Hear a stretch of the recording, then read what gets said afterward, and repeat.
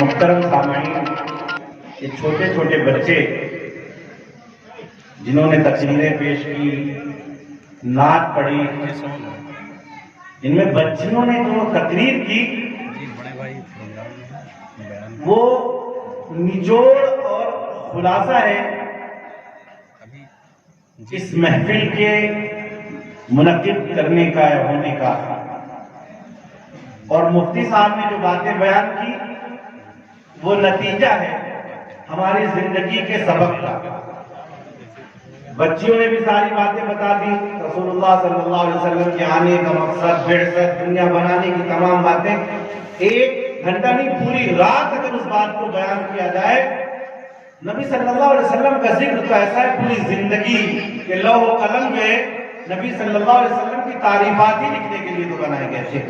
ان بچیوں نے بہت مختصر پیرائے میں پوری باتیں بیان کر دی، مفتی صاحب نے نتیجہ بیان کر دیا۔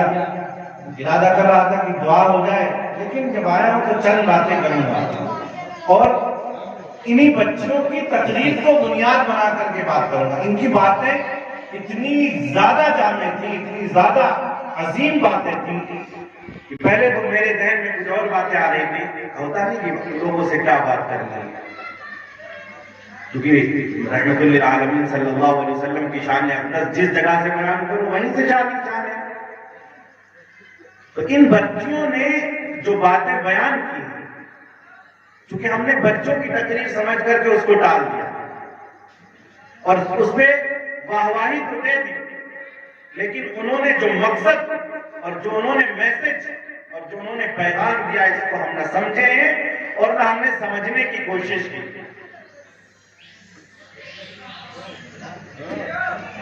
تو سب سے پہلی چیز اس بات کو سمجھیے جو علماء نے لکھا ہے کہ جس مجلس اور محفل میں نبی کریم صلی اللہ علیہ وسلم کا تذکرہ ہو اور اس میں جو لوگ بیٹھے ہوں، اگر محمد رسول اللہ صلی اللہ علیہ وسلم کے ذکر خیر سے ذکر کو سننے والوں کے کلیجے میں ٹھنڈک نہ پڑے، کیا آپ سن نہیں رہے، شور آپ کی آواز آ رہی ہے، میں جو بات اب آپ سے میں پوچھوں گا تاکہ یہ پتا چلے کہ آپ میری باتیں سن رہے ہیں، پھر میں اس طرح کا مولانا نہیں ہوگی، بولتا ہی چلا جاؤں۔ سوال و جواب کے طور پہ جب ہم باتیں کریں گے تو باتیں بھی سمجھ میں آئیں گی اور ذہن میں باتیں ہیں۔ کیا یہاں پر میں علماء نے کہ ذکر سنتے سنتے جب تک کلیجے میں، جس کے کلیجے میں سکون، احساس، اطمینان کا احساس نہ ہو اور کلیجے میں ٹھنڈک نہ ہو، اس جگر میں، اس سینے میں دھڑکتا ہوا دل کسی ایمان والے کا دل نہیں ہو سکتا۔ تو سکون، احساس، سکون کا جو احساس ہے اور اطمینان کا جو احساس ہے وہ اس وقت ہوگا جب ہم ذکر خیر کو سنیں گے نا، تبھی تو پتا چلے گا۔ جب ہم ادھر ادھر کی باتوں میں مشغول ہوں گے تو علماء نے لکھا ہے کہ ذکر سننے والے کے دل میں، محمد رسول اللہ صلی اللہ علیہ وسلم کا تذکرہ سننے والوں کے دل میں ایک ٹھنڈک سی محسوس ہوگی جو نبی کا ذکر سنیں گے۔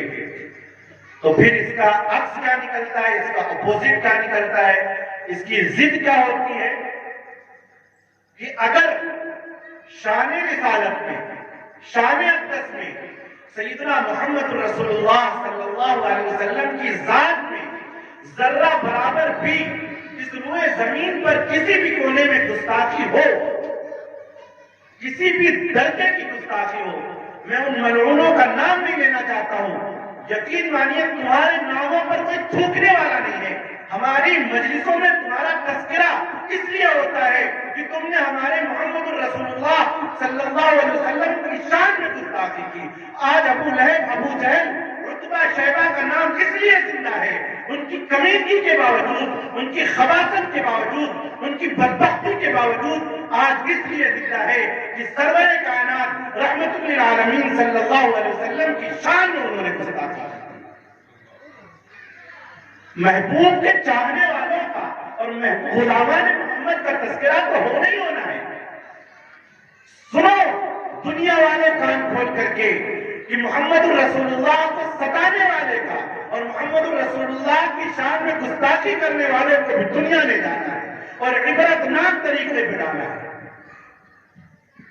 اس ملک کا نام میں لینا پسند نہیں کروں گا، بجائے کہ اس کے صدر کا نام لینا یہاں پسند کروں کہ اس کی سرپرستی کے اندر محمد رسول اللہ صلی اللہ علیہ وسلم کی شان اقدس میں گستاخی کی جا رہی ہے۔ ارے تم کیا خاکے بناؤ گے؟ تم کیا خاکے بناؤ گے؟ اللہ نے اپنے نبی کا کوئی خاکہ ہی نہیں چھوڑا ہے۔ یہ تصویر کی حرمت اسی لیے اللہ نے نازل کی تھی کہ میرے آقا محمد رسول اللہ صلی اللہ علیہ وسلم کے خاکے کی توہین نہ ہو۔ تم کیا خاکے بناؤ گے تم کو؟ یہاں پہ بیٹھ کر کے کسی کو برا بھلا کہنا مقصود نہیں ہے، در حقیقت غلطیاں ہماری ہیں۔ ہم نے ان کو بتایا نہیں کہ محمد رسول اللہ صلی اللہ علیہ وسلم جتنے ہمارے ہیں اس سے کہیں زیادہ تمہارے ہیں۔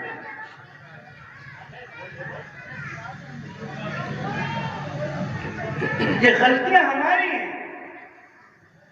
اللہ ایک ہے، کون جانتا ہے؟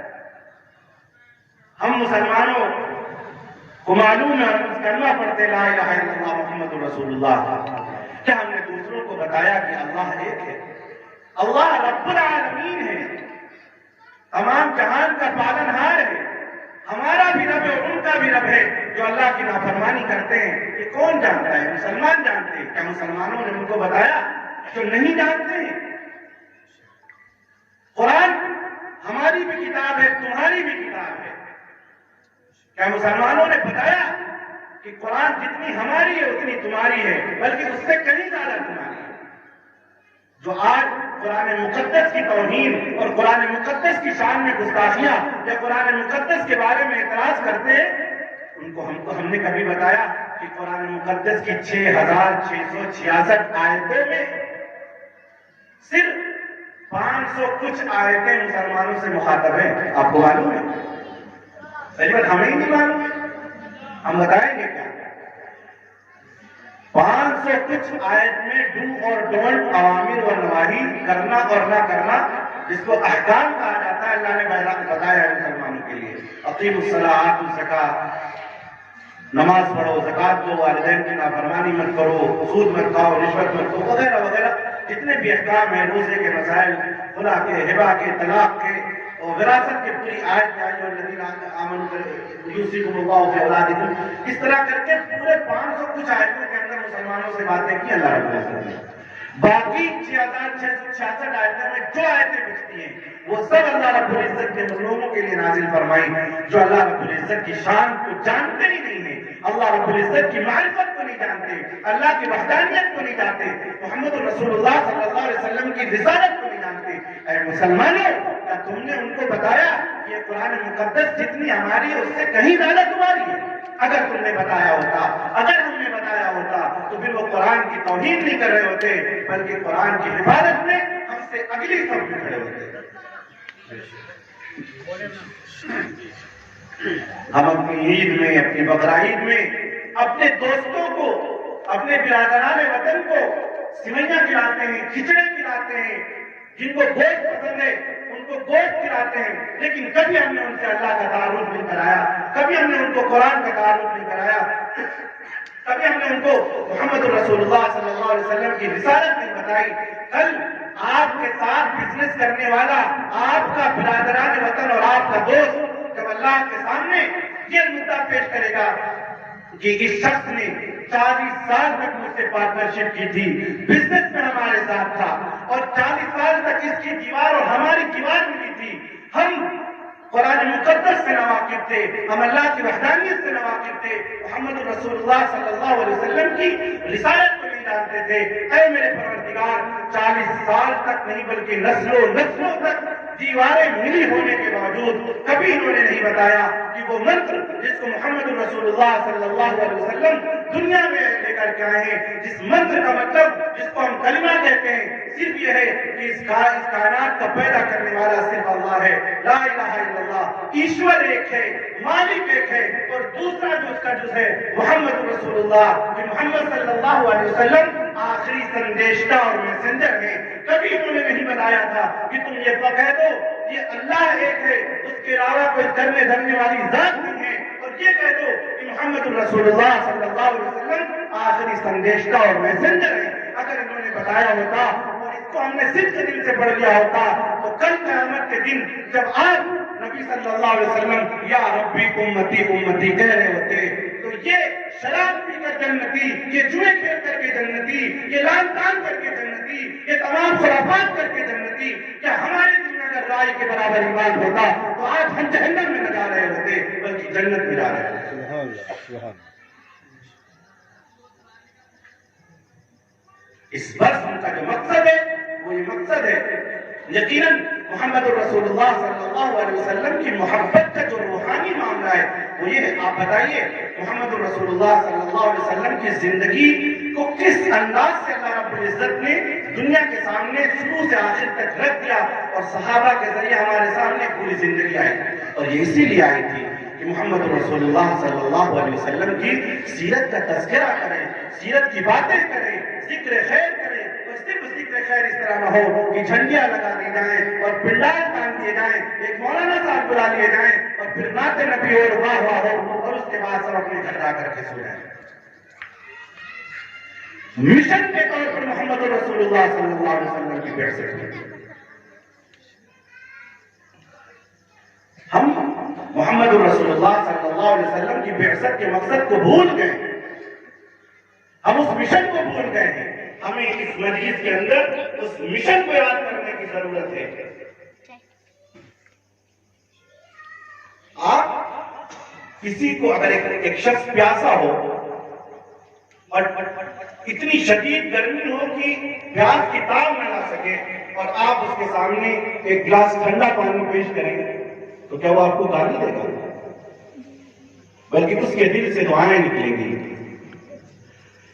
کہ اللہ رب العزت کی معرفت، سیدنا محمد رسول اللہ صلی اللہ علیہ وسلم کی رسالت اور قرآن مقدس کا تعارف ان لوگوں کے لیے جو جانتے نہیں ہیں ایک ٹھنڈے گلاس کے پانی سے کم نہیں ہے جو تپتی دھوپ میں دیا جائے۔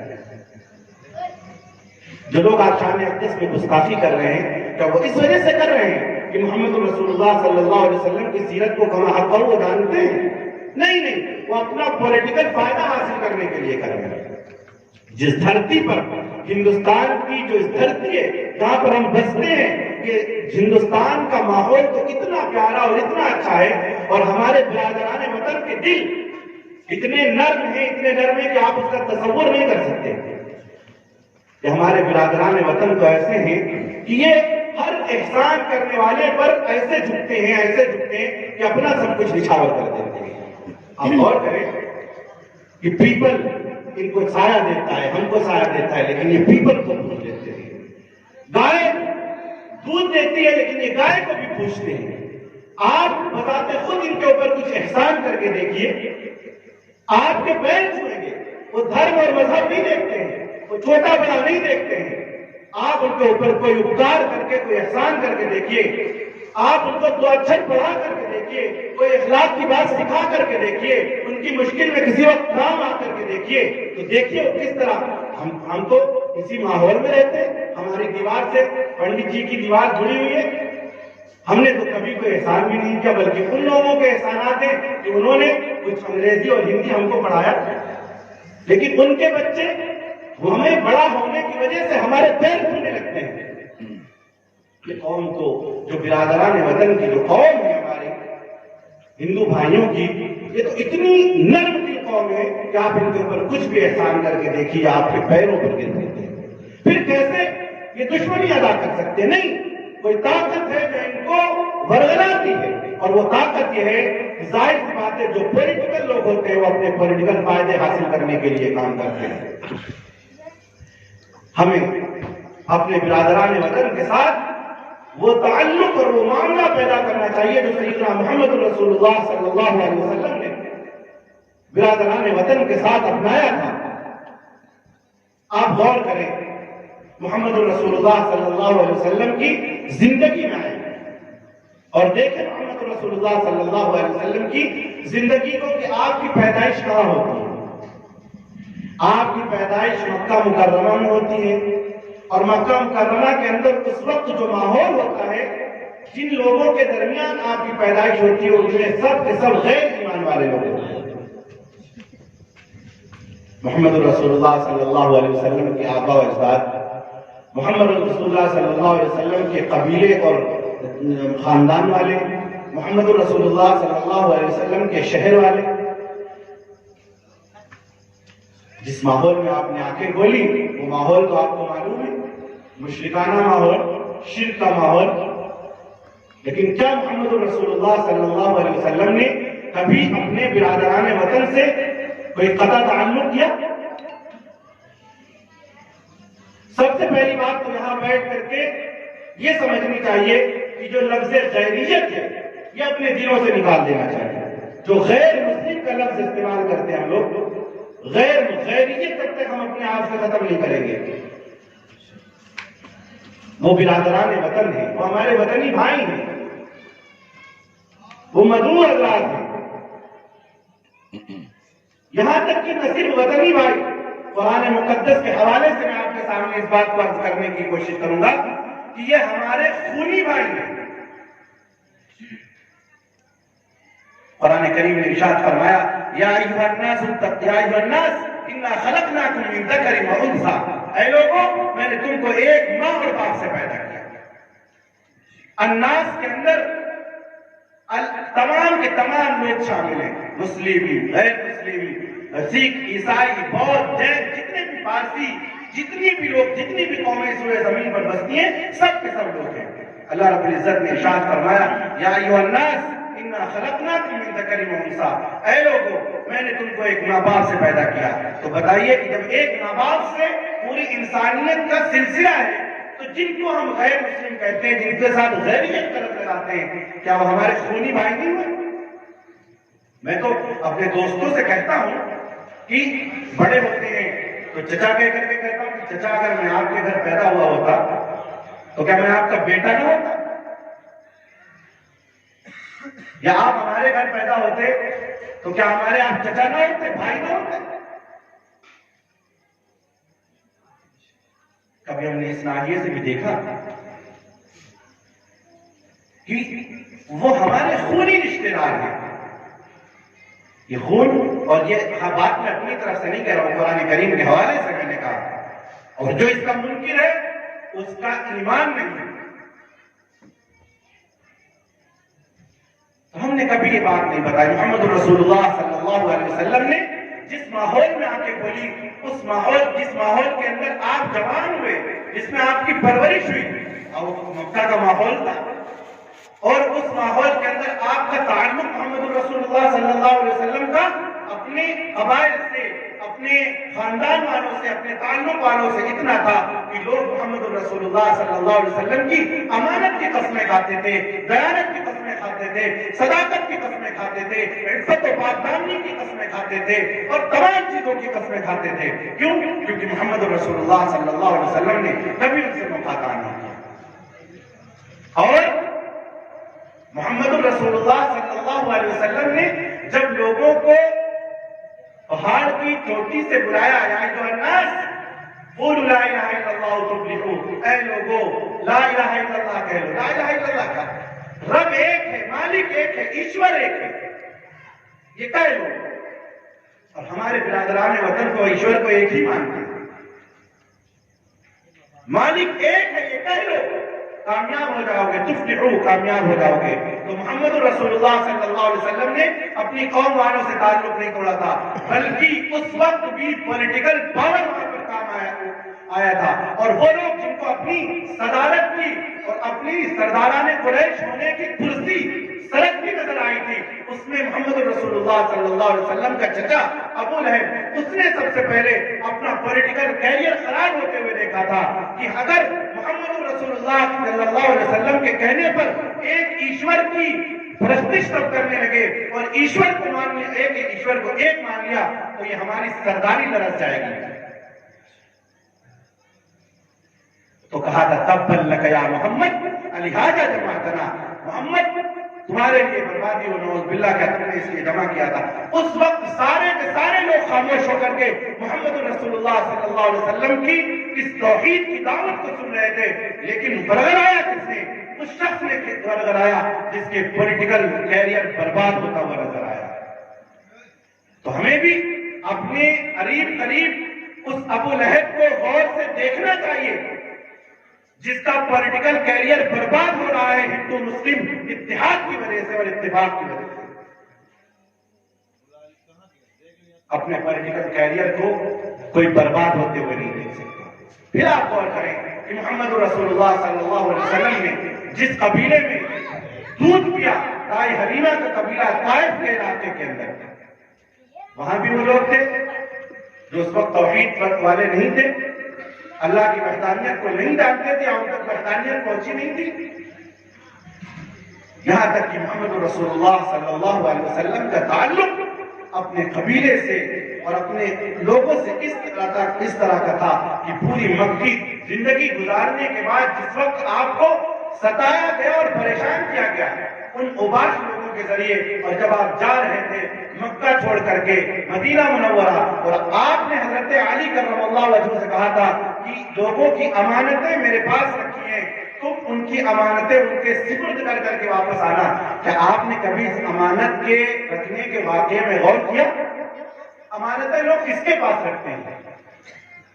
جو غیر ہوتے ہیں، جن کو غیر سمجھا جاتا ہے، جن کے اوپر اطمینان نہ ہو، یقیناً انہی لوگوں کے پاس رکھا جاتا ہے جن کو لوگ اپنا سمجھتے ہیں اور یہ سمجھتے ہیں کہ اس شخصیت سے ہمیں کوئی نقصان نہیں پہنچنے والا ہے. آپ غور کریں، محمد رسول اللہ صلی اللہ علیہ وسلم اپنے پیارے وطن کو چھوڑ کر کے جا رہے ہیں اور کہہ رہے ہیں کہ اے مکہ، میں تجھے کبھی نہ چھوڑتا، تو میرے لیے بہت عزیز ہے، اگر میری قوم مجھے نکالتی نہیں. اور امانتیں کس کی رکھی ہوئی ہیں؟ وہ لوگ جو محمد رسول اللہ صلی اللہ علیہ وسلم کو اپنا سمجھتے تھے اور محمد رسول اللہ صلی اللہ علیہ وسلم ان کو اپنا سمجھتے تھے.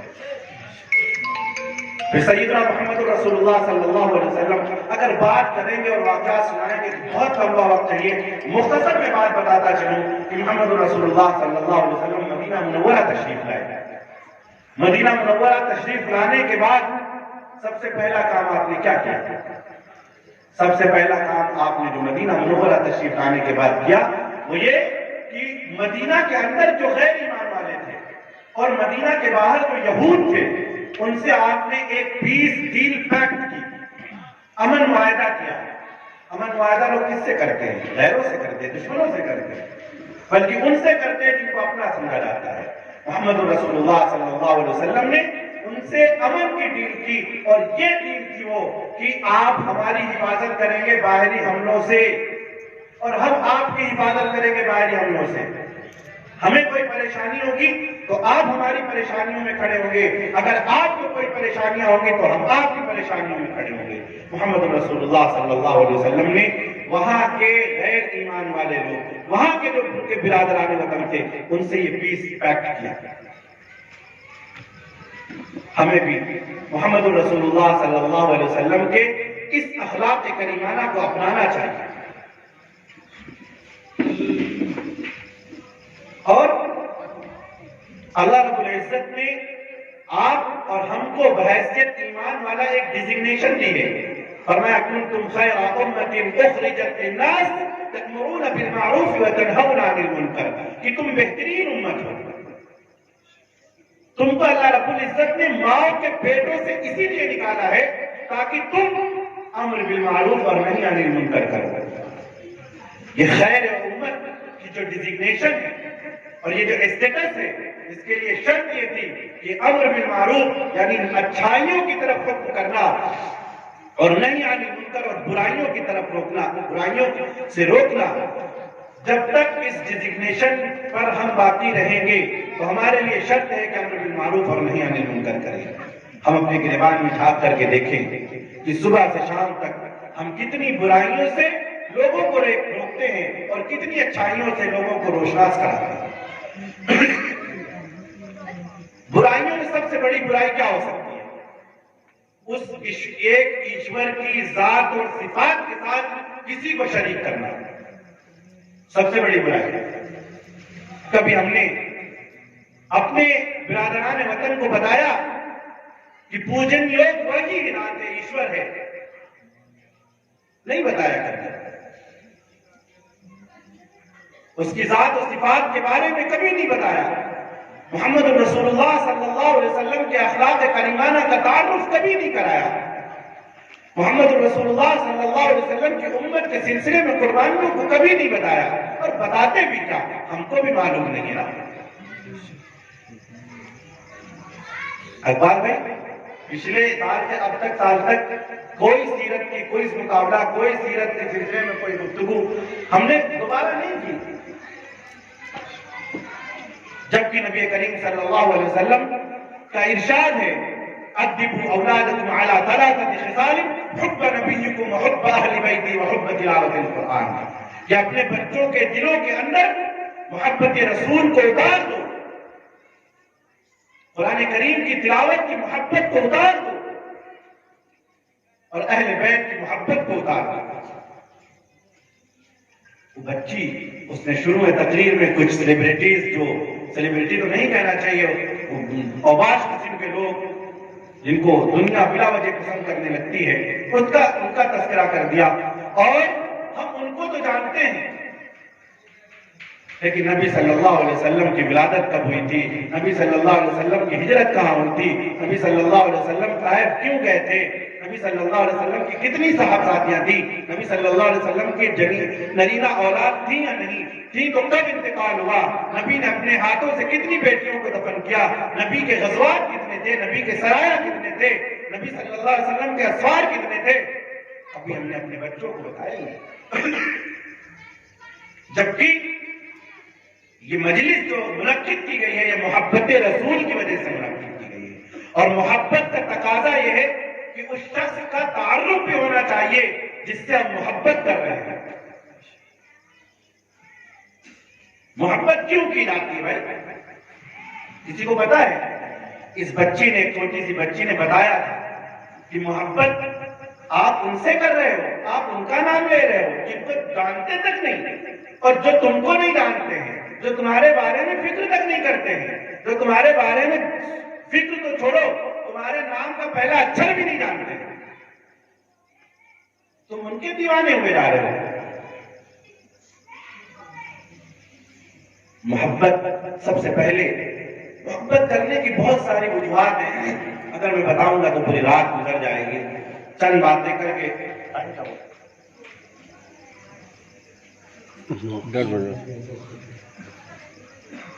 محبت، بات محبت کے آگے تو ہونا چاہیے، اور جو اس لیے مجلس ہے، اور محبت کے صحیح معنی اور مفاہیم کو بھی سمجھنا چاہیے۔ دیکھیں، اللہ رب العزت نے انسان کو پیدا کیا، اور انسان کے سینے کے اندر ایک دھڑکتا ہوا دل رکھا، قلب رکھا، اور اس دل کی دو کیفیات ہیں، دل کے اندر دو داعیے پیدا ہوتے ہیں، دو جذبے ہوتے ہیں، ایک محبت اور دوسرا نفرت۔ اب جب بات محبت کی ہے تو چلے تھوڑی دیر، قیس جنگل میں اکیلا ہے مجھے جانے دو، خوب گزرے گی جب مل بیٹھے گے دیوانے دو۔ تو دل کے اندر دو داعیے پیدا ہوتے ہیں، ایک محبت اور دوسرے نفرت۔ نفرت تو چھوڑیے، نفرت تو ہمارا انسانیت کا شیوا ہی نہیں، محبت پر ہی بات کرتے ہیں۔ محبت جو ہوتی ہے وہ اس وجہ سے ہوتی ہے، جس کا سب سے پہلا سبب کہہ سکتے ہیں، بالترتیب نہیں، وہ آگے پیچھے بھی آپ اپنے اعتبار سے کر سکتے ہیں، احسان۔ احسان جس کی ابھی میں نے شروع میں بات کی تھی کہ لوگ اپنے محسن سے محبت کرنے لگتے ہیں۔ آپ کے والد صاحب کی طبیعت خراب ہے، آپ ان کو اسپتال لے کر کے جاتے ہیں، آپ کا پڑوسی یا آپ کا دوست فوراً گاڑی لے کر کے اسپتال پہنچ جاتا ہے، پوری رات اس کا وہاں کوئی کام نہیں ہے، آپ کے پاس افراد بھی موجود ہیں، آپ کے بھائی بھی موجود ہیں، لیکن وہ میڈیکل اسٹور تک جاتا ہے، ڈاکٹر تک تمہارے پیچھے پیچھے ساتھ جاتا ہے، ساتھ کھڑا ہوتا ہے، آپ کے ساتھ رہتا ہے، تو آپ اس کے اس احسان کے جذبے تلے دب جاتے ہیں، اور پھر آپ اسے کبھی نہیں بھولتے ہیں کہ رفیق بھائی پوری رات بیل والد صاحب بیمار ہو گئے تھے، ہمارے ساتھ اسپتال میں رہے، اور اس احسان کی وجہ سے آپ محبت کرنے لگتے ہیں۔ تو آؤ، اگر محبت کرنا ہے تو محمد رسول اللہ صلی اللہ علیہ وسلم سے کیوں نہ محبت کریں، کہ ان سے زیادہ بڑا محسن دنیا میں کوئی ہے نہیں، اور صرف نہیں کہ مسلمانوں کے محسن ہیں بلکہ پوری انسانیت کے محسن ہیں، عالم کے محسن ہیں، رحمت للعالمین ہیں۔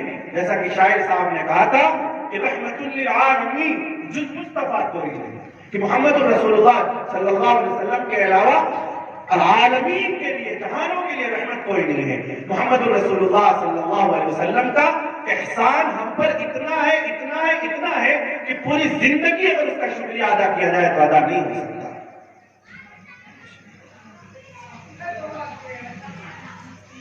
محمد الرسول اللہ صلی اللہ علیہ وسلم کے اتنے احسانات ہیں، اور ہو سکتا ہے میری بات سے کسی کو اتفاق نہ ہو، لیکن بچوں نے بھی فرمایا، بتایا تھا اپنی تقریر میں کہ خلاصہ کائنات ہے محمد الرسول اللہ، اور ایک بچی تو جذبے میں آ کے کہہ رہی تھی کہ محمد الرسول اللہ صلی اللہ علیہ وسلم کے ہی لیے کائنات بنائی گئی،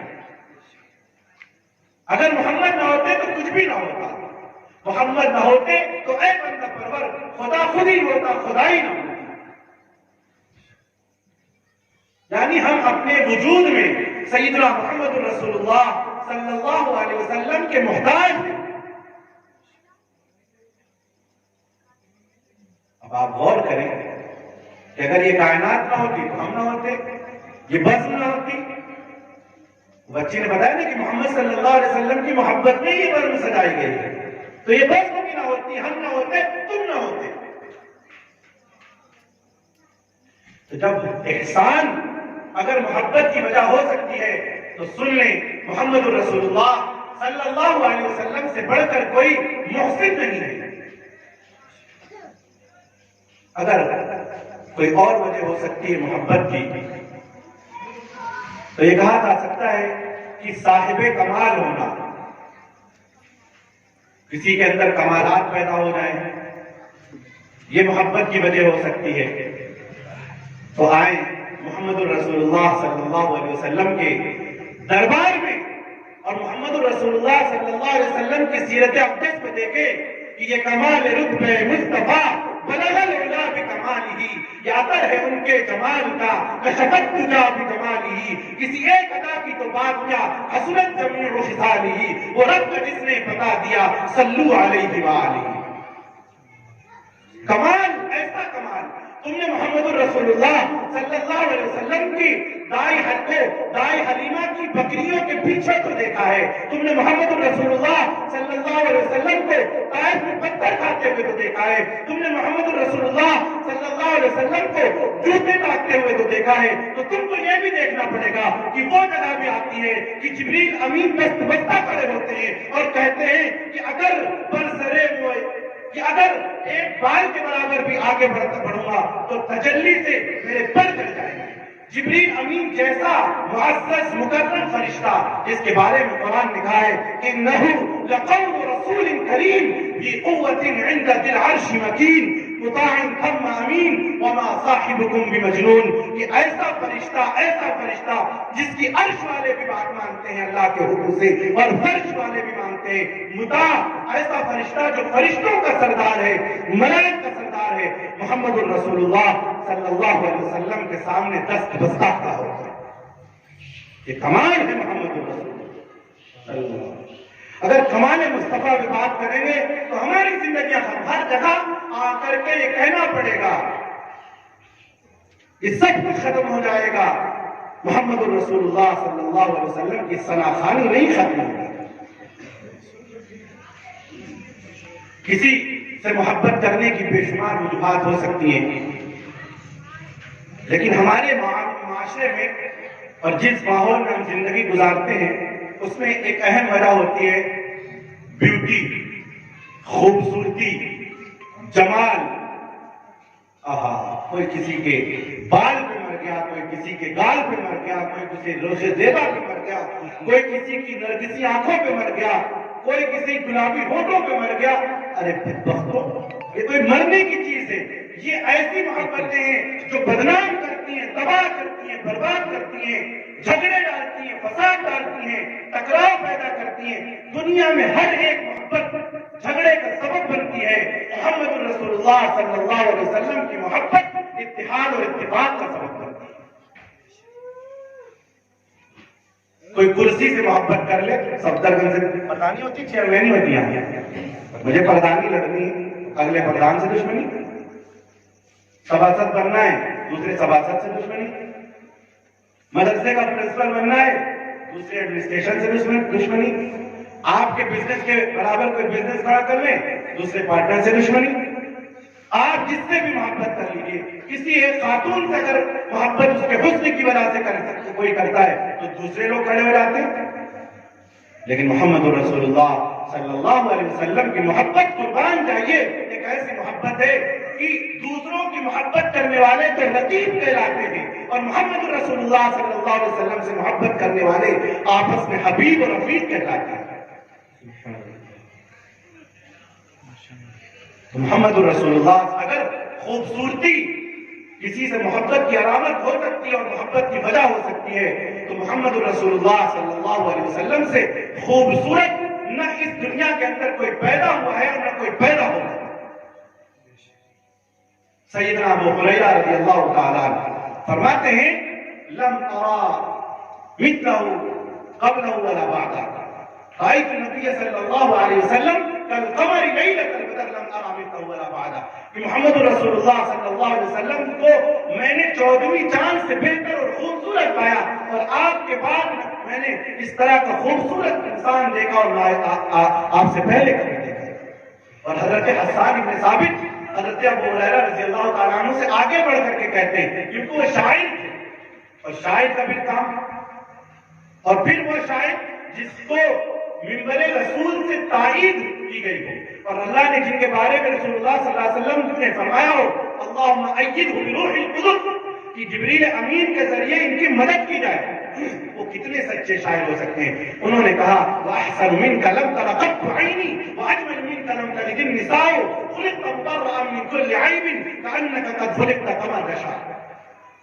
کہ میری ان آنکھوں نے محمد رسول اللہ صلی اللہ علیہ وسلم سے زیادہ حسین و جمیل دیکھا ہی نہیں، بلکہ عورتوں نے محمد رسول اللہ صلی اللہ علیہ وسلم کی طرح جناب دی.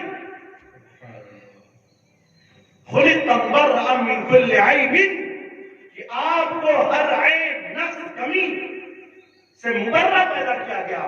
کأنک قد خلقت کما تشاء، گویا کہ آپ ایسے پیدا فرمائے گئے، آپ دنیا میں اس حیثیت سے تشریف لائے جیسا کہ محمد رسول اللہ صلی اللہ علیہ وسلم نے خود چاہا.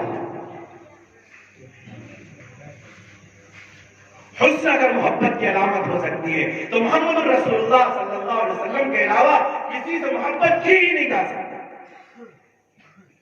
حضرت جابر بن عبداللہ رضی اللہ تعالیٰ عنہ فرماتے ہیں کہ میں رسول اللہ صلی اللہ علیہ وسلم کے پاس موجود تھا.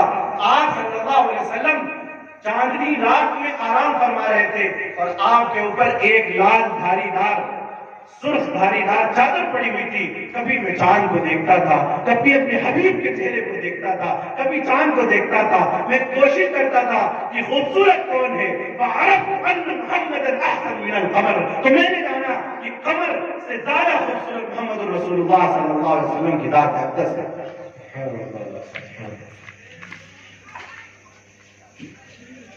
اگر کسی بھی عنوان پہ بات کریں، جمال پہ، کمال پہ، لطائف محمد صلی اللہ علیہ وسلم، سنت نبوی پہ، عادات پر، اخلاق پر، کردار پر، ایک جز پر بات کریں، محمد رسول اللہ صلی اللہ علیہ وسلم کی آؤ سہرگاہی، دعاؤں، تلاوت، کسی بھی جز پر بات کریں گے ہماری زندگیاں ختم ہو جائیں گی. محمد رسول اللہ صلی اللہ علیہ وسلم کے اعزاز و اکرام کی باتیں نہیں کریں.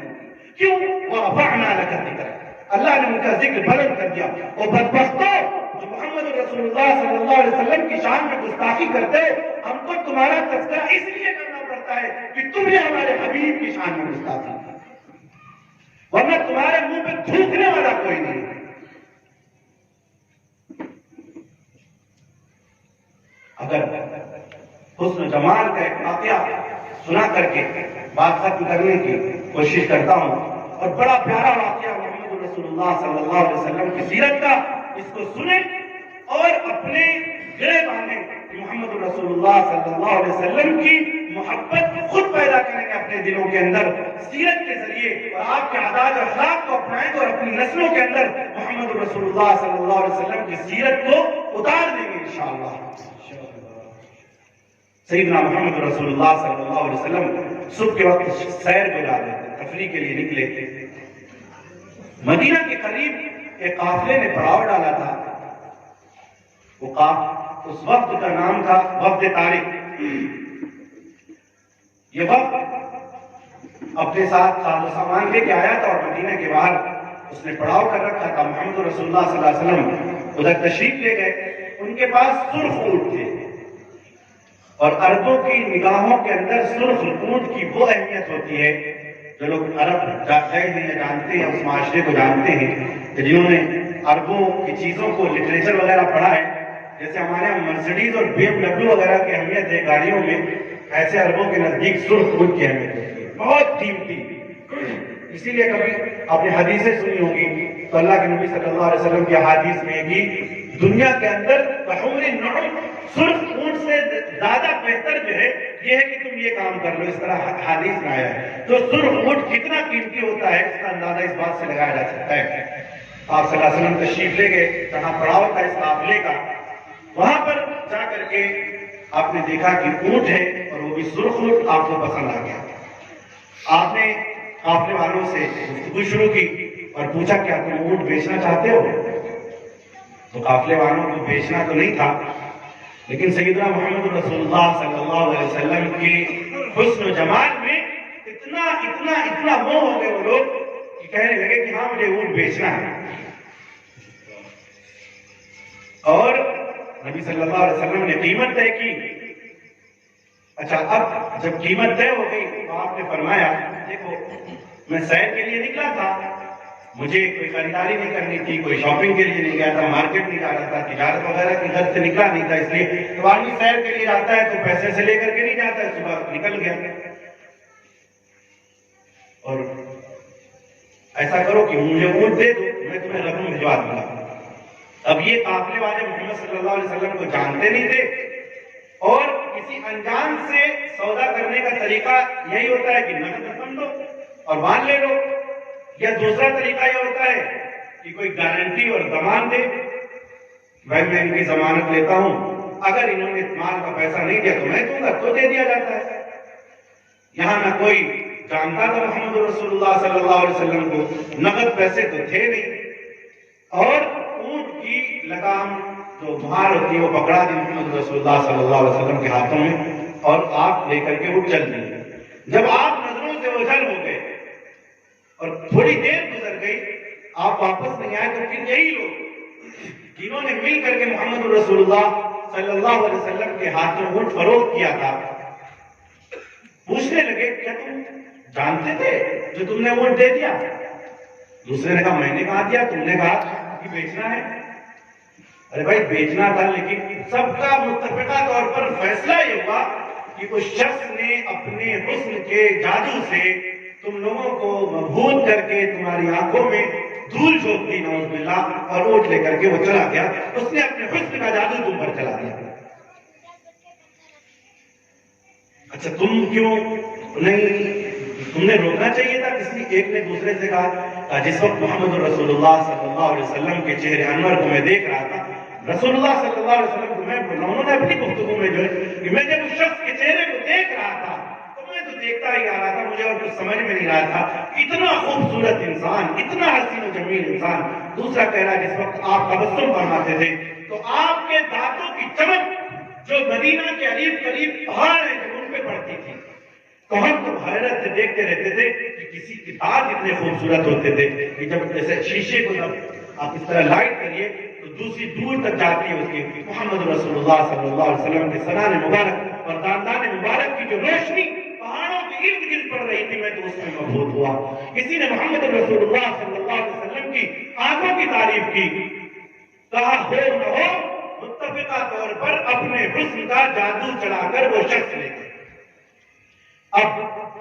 ابھی تک قافلے کے سردار کی بیوی جو اپنے خیمے میں بیٹھی ہوئی تھی, اب اس نے آواز لگائی خاموش. دیکھیے محمد رسول اللہ صلی اللہ علیہ وسلم کے حسن جمال کا اندازہ کہ اس سردار کی بیوی نے کہا خاموش, اس شخص کو کوئی فریبی اور دھوکے باز نہ کہے. انا ضامنۃ لمالک, میں تمہارے مال کی گارنٹیر ہوں, اگر وہ شخص پیسہ نہیں لے کر کے آئے گا تو تمہارا مال میں ادا کروں گا. تو لوگ ادھر متوجہ ہوئے, کہنے لگے کہ آپ ان کو جانتی ہیں؟ کہنے لگی جانتی تو نہیں ہوں, لیکن جس وقت تم یہ سودا کر رہے تھے میں نے خیمے کی اوٹ سے دیکھا تھا، میرا دل کہتا ہے اتنا حسین و جمیل اور اتنا معزز ہستی والا شخص کبھی جھوٹا نہیں ہو سکتا، کبھی فریب بھی نہیں ہو سکتا، کبھی دھوکے باز نہیں ہو سکتا۔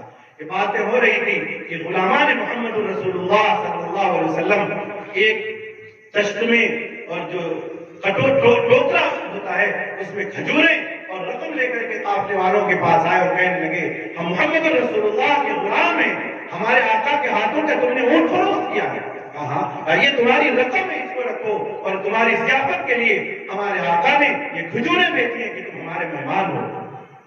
ان لوگوں نے کہا کہ قربان جاؤ، پہلے یہ بتائے کہ اتنا خوبصورت اور اتنا سونا اور اتنا وفادار اور اتنا پاکباز اور اتنا سچا اور اتنا راستو اور اتنا معزز شخص رہتا کہاں ہے؟ دیکھو جو کھجور کے باغات مدینہ کے اندر دکھائی دے رہے ہیں، اس باغوں کے پیچھے ہمارے آقا سیدنا محمد رسول اللہ صلی اللہ علیہ وسلم کا جلوہ گر ہے، اور محمد رسول اللہ صلی اللہ علیہ وسلم وہاں تشریف فرما ہے۔ یہ وقت تاریخ پورا کا پورا وقت جا کر کے محمد رسول اللہ صلی اللہ علیہ وسلم کے قدموں میں بیٹھ کر کے اسلام سے مشرف ہے۔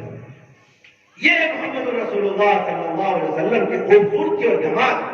اگر کسی کو محبت جمال کی وجہ سے کرنا ہو تو آؤ محمد رسول اللہ صلی اللہ علیہ وسلم کی طرح کسی کا روح زیبا لے کر کے آؤ، کسی کا حسن و جمال لے کر کے آؤ، کسی کی خوبصورتی لے کر کے آؤ، تو کیوں نہ ہم کمال مصطفیٰ سے محبت کریں، کیوں نہ ہم جمال مصطفیٰ سے محبت کریں، کیوں نہ ہم نوال مصطفیٰ سے محبت کریں، کیوں نہ ہم اخلاق مصطفیٰ سے محبت کریں، کیوں نہ ہم کردار مصطفیٰ سے محبت کریں، اور محبت اس انداز سے کریں کہ اپنے اندر ان چیزوں کو اتارنے کی کوشش کریں۔ جیسے کہا گیا تھا کہ روح مصطفیٰ ہے وہ آئینہ، کہ اب ایسا دوسرا آئینہ نہ کسی کی بزم خیال میں، نہ دکان آئینہ ساز میں۔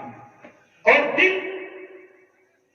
کا جو میں نے کی بات بتائی تھی، دل ایسی قیمتی چیز ہے کہ جب یہ ٹوٹتی ہے تو اور زیادہ قیمتی بنتی ہے۔ شیشوں کی چیزیں اگر آپ ٹوٹ دیں تو ایک پیسے کی نہیں رہتی ہے، لیکن جب دل ٹوٹتا ہے کسی کی محبت میں اور ہم محمد رسول اللہ سے محبت کرتے ہیں اور ان بدبختوں کی ان خاکوں کی وجہ سے ہمارا دل ٹوٹا ہے، اور ایک دل جب ٹوٹتا ہے تو اس کی قیمت اللہ کی نظر میں اور بڑھتی ہے۔ تو وہ کام کرنا ہے جو مفتی صاحب نے بتایا تھا کہ دعاؤں کی کثرت، ذکر کی کثرت اور درود کی کثرت سے محمد رسول اللہ صلی اللہ علیہ وسلم کے ذکر کی کثرت سے اپنے دل کو سجائیں گے اور تسکین پہنچائیں گے۔ تو بچا بچا کے نہ رکھ اسے، یہ آئینہ ہے وہ آئینہ کہ شکستہ ہو تو عزیز تر ہے نگاہ آئینہ ساز میں۔ میرے عزیز دوستوں، وقت بہت ہو گیا ہے، باتیں بہت ہیں، لیکن عمل کی ضرورت ہے۔ یہ لچھےدار تقریریں، یہ گفتگو، یہ سب بیکار ہیں۔ مفتی صاحب آئے تھے، تقریر کی، کسی کو پسند آئی، واہ واہ، اس کی ضرورت بالکل نہیں ہے۔ ہمیں اپنے آپ کو عمل پر اتارنا ہے۔ ایسا نہ ہو کہ صرف سیزنل یہ بارہ ربیع الاول کا جلسہ سن کر کے ہم چلے جائیں، بلکہ اخلاق محمدی صلی اللہ علیہ وسلم کو اپنے اندر اتاریں اور اس انداز سے اتاریں کہ ہمارے دل میں کسی کے لیے بھی کینہ نہ ہو، بغض نہ ہو، عداوتیں نہ ہو، بلکہ پیار اور پیار اور پیار اور محبت اور امن ہر پورے معاشرے اور ماحول میں پھیلا دیا جائے۔ پھر دیکھیں جو ریاست مدینہ اور مدینہ منورہ کا ماحول پیدا ہوگا، پھر ہماری دنیا بھی بنے گی اور ہماری آخرت بھی بنے گی۔ اللہ تعالیٰ کہنے سننے سے زیادہ عمل کی توفیق عطا فرمائے۔ وآخر دعوانا الحمدللہ رب العالمین۔ دعا فرمائے۔ اللہم صلی علی سیدنا مولانا محمد